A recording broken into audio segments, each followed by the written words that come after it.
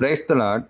விருந்தாளிகளை பார்க்கும்படி ராஜா உள்ளே பிரவேசித்தபோது, கல்யாண வஸ்திரம் தரித்திராத ஒரு மனுஷனை அங்கே கண்டு. ராஜா உள்ளே பிரவேசிக்கிறாரு. ஒரு மனுஷன் கல்யாண வஸ்திரம் தரித்திரல அப்படின்றார். ஏன் அவன் கல்யாண வஸ்திரம் தரித்திரல அப்படின்னு சொல்றாரு? ஏன் அவன் கல்யாண வஸ்திரம் உடுத்தலை? கல்யாண வஸ்திரம்னா நாம் நினைக்கிற மாதிரி கோட் ஷூட்டா, இல்லை பெண்களாக இருந்தால் விலை உயர்ந்த புடவைகளா, இல்லை வேற ஏதாவதா? எதை ஆண்டவர் இங்கே முன்னிலைப்படுத்தி காண்பிக்கிறார்? கல்யாண வஸ்திரம்னு ஆண்டவர் எதை சொல்றாரு? கல்யாணம்னா முதல்ல என்ன? நாம பார்த்துட்டு இருக்கோம்ல, அந்த கல்யாணம் கிடையாது. ஆண்டவர் சொல்ற கல்யாணம் வேற. வெளிப்படுத்துதல் இருக்கு, ஆட்டுக்குட்டியானவருடைய கல்யாணம் வந்தது அப்படின்னு. ஆட்டுக்குட்டியானவர் யாரு? இயேசு கிறிஸ்து. கல்யாணம்ன்றது அவர் நம்மை மீட்டு கொண்டு பரலோகத்திற்கு போவது. ஒரு மணவாளனும் ஒரு மணவாட்டியும் இருந்தால் தான் அந்த கல்யாணம் நிறைவு பெறும். அந்த மணவாளன் இயேசு கிறிஸ்து, மணவாட்டி நாம தான், ஜனங்கள் தான், மக்கள் தான். அப்போ இந்த கல்யாணம் வந்தது அப்படின்னா அவர் நம்மை மீட்டு கொண்டு போகக்கூடிய நேரம் வந்தது.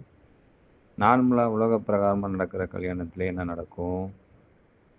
மணவாளன் திருமணம் பண்ணி கொண்டு மணவாட்டியை தன் வீட்டுக்கு அழைத்து போவார். அதுபோல இங்கே மணவாளாகிய இயேசு கிறிஸ்து நம்மை, இந்த உலகத்தின் ஜனங்களை, 800 கோடி மக்களை தன் சொந்த வீட்டிற்கு, பரலோக வீட்டிற்கு அழைத்து செல்வது, அதுதான் கல்யாணம். சரி, இங்க கல்யாண வஸ்திரம் தரித்திரல அப்படின்னு ஏன் சொன்னாரு? அதுக்கப்புறம் பார்த்துட்டு, நீ இந்த வஸ்திரம் தரித்திரல, அதனால இவனை புறம்பான இதில் தூக்கி போடுங்கன்னு சொல்றாரு கூப்பிட்டு வேலைக்காரர்களை. ஏன் ஆண்டவருக்கு இவ்வளோ கோவம் வந்துச்சு? ஆனால் இந்த இடத்துல 2 விஷயம் இருக்கு. சரியான உடை உடுத்தலை, கல்யாணத்துக்கான உடை உடுத்தலை ஒன்று. அடுத்தபடியா ஆண்டவருடைய தீர்ப்பு அங்கே வெளிப்படுது, நீதி அங்கே வெளிப்படுதுங்கிறத நாம் புரிந்து கொள்ள முடிகிறது. சரி, அந்த வஸ்திரம் என்ன பார்ப்போம். ரட்சிப்பின் வஸ்திரம். அந்த வஸ்திரம் மிக மிக அவசியமான ஒன்று. நாம் முந்தைய காலங்களில், நம்ம பிதாக்களின் காலங்களில், ஆதாமின் காலங்களில் ஒரு வஸ்திரத்தை ஆண்டவர் நமக்கு கொடுத்தார். மரண ஆக்கினையிலிருந்து மீட்டு காத்து நமக்கு ஒரு வஸ்திரத்தை கொடுத்தார். அந்த வஸ்திரத்தை நாம் இழந்து போயிட்டோம். அடுத்தபடியா இப்பொழுது ஒரு வஸ்திரத்தை கொடுக்கிறார். அது ரட்சிப்பின் வஸ்திரம். ரட்சிப்புனா முதல்ல என்ன? ரட்சிப்புனா மீட்பு, பாதுகாப்பு, அதெல்லாம் ஓகே. ரட்சிப்புனா முதல்ல என்ன? தேவனை அறிகிற அறிவு, இயேசுவை அறிகிற அறிவு, அதுதான் ரட்சிப்பின் அனுபவம். கிறிஸ்தவர்களாக இருக்கிறதுனால ரட்சிக்கப்பட்டிருக்கிறோம் அப்படிங்கிறது தவறான கருத்து. நான் கிறிஸ்தவனாக இருக்கிறேன்னா அப்படிங்கிறது முக்கியம் இல்லை, நான் இயேசுவை அறிந்திருக்கிறேனாங்கிறது தான் முக்கியம்.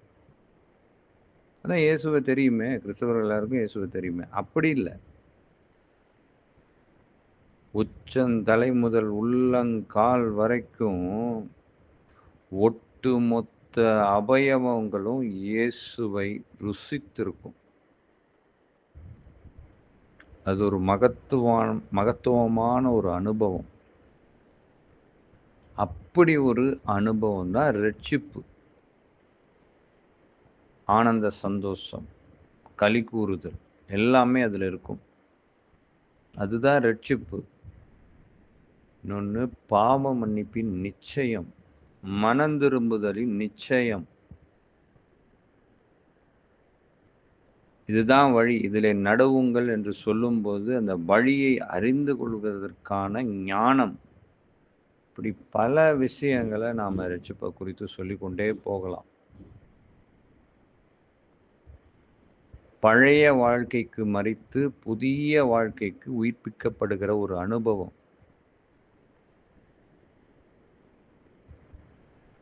ஆவியானவரால் நடத்தப்படுகிற ஒரு நிலை. இப்படி சொல்லிக்கொண்டே போலான்னு வச்சுக்கோங்களேன்.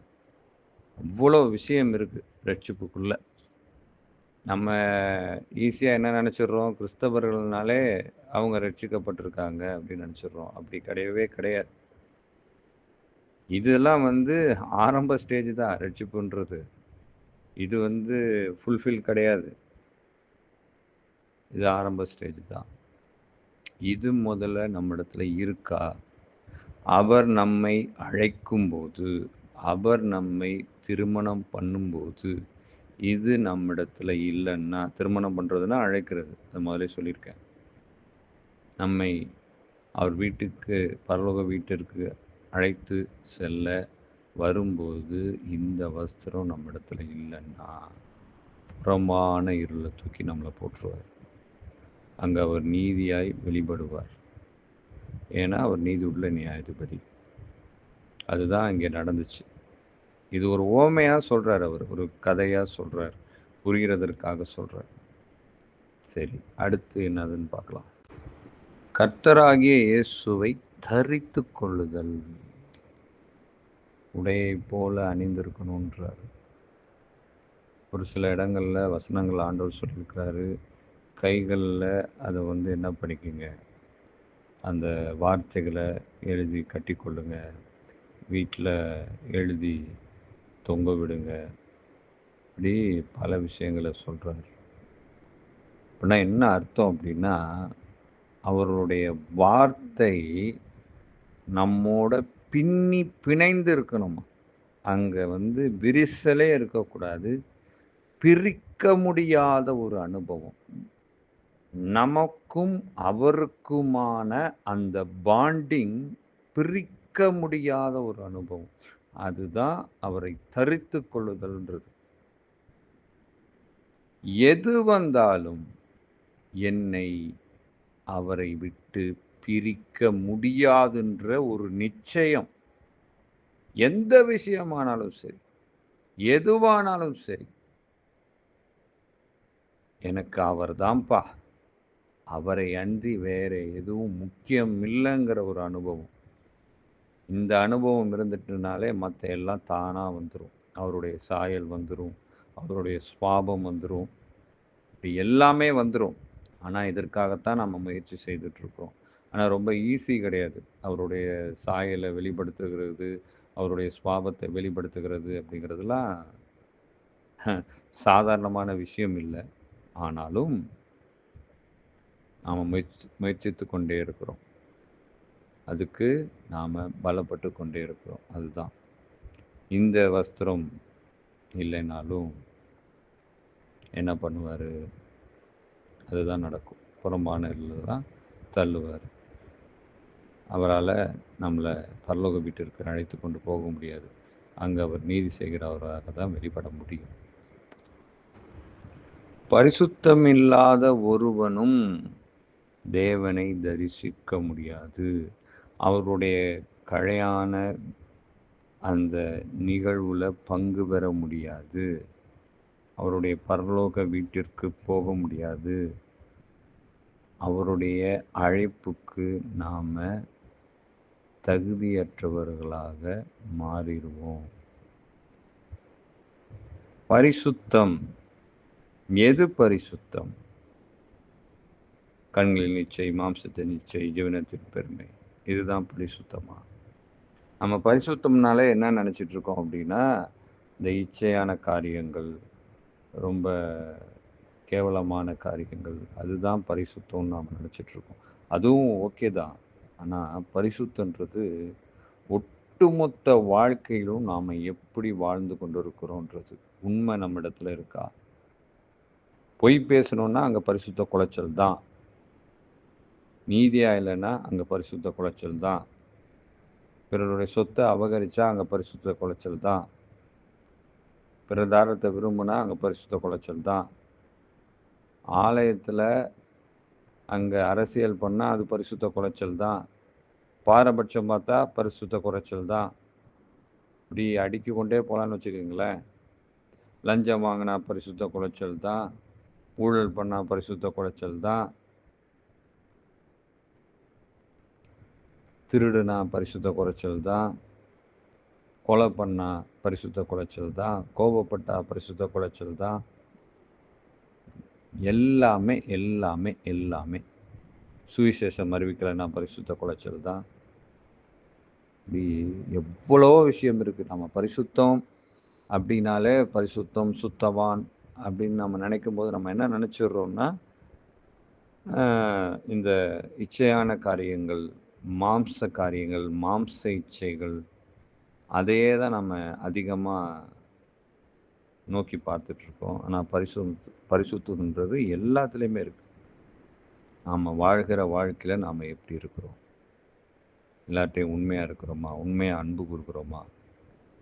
எல்லா விஷயத்துலையும் உண்மையாக இருக்கிறோமா? வேலையில் உண்மையாக இருக்கிறோமா? உயரதிகாரிகளுக்கு உண்மையாக இருக்கிறோமா? பிள்ளைகளுக்கு உண்மையாக இருக்கிறோமா? பெற்றோர்களுக்கு உண்மையாக இருக்கிறோமா? மனைவிக்கு, கணவனுக்கு உண்மையாக இருக்கிறோமா? எல்லா காரியங்களிலும் பரிசுத்தம் இருக்கு. இது எல்லாவற்றையும் சரியானபடி நாம் கையாளுகிறவர்களாக, வாழ்ந்து காட்டுகிறவர்களாக இருக்கணும். இதுவும் ஒரு வஸ்திரம். இந்த வஸ்திரமும் இல்லைன்னாலும் அதான் நிலைமை. அதை தான் அங்கே பார்த்துட்டு சொல்கிறாரு, உனக்கு கல்யாண விருந்துக்கான வஸ்திரத்தை நான் கொடுத்துருக்குறேன். ஆனால் அந்த வஸ்திரத்தை உடுத்தாமல் நீ உலக வஸ்திரத்தை அணிந்துக்கிட்டு இங்கே வந்திருக்கிற. இதனால் ஒரு பிரயோஜனம் இல்லை. இந்த வஸ்திரத்தை வச்சு நீ பரலோகத்துக்கு போக முடியாது. இந்த வஸ்திரத்துக்கான தகுதி நீ புறம்பான இருளில் தான் தள்ளப்பட முடியும்.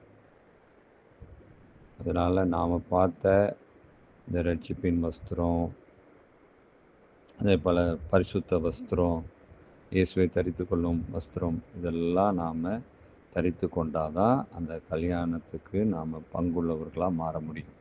காதுள்ளவர்கள் கேட்க கடவர்கள். ஆமென்.